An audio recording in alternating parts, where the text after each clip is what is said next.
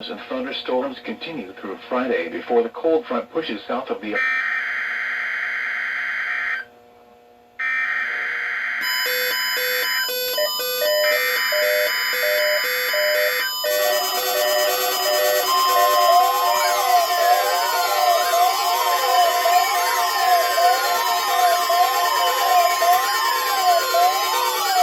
National Weather Service office in Bloomington, Ohio.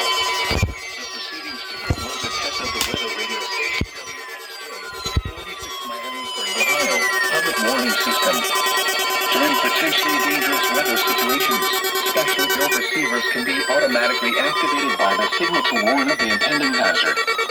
Tests of the signal and receiver's performance are normally conducted by the National Weather Service between 11 a.m. and noon each Wednesday. If there is a threat of severe weather, the test will be postponed to the next available good weather day. Reception of this broadcast, and especially the warning alarm tone, will vary at any given location. This variability, normally more noticeable at greater distances from the transmitter, can occur even though you are using a good quality receiver in good working order.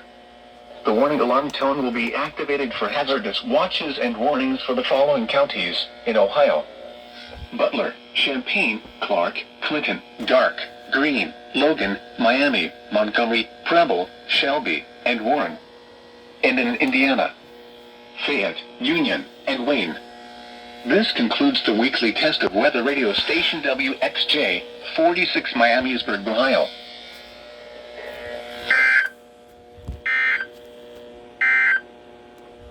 Now looking at the weather patterns affecting the southern Great Lakes and Ohio Valley region.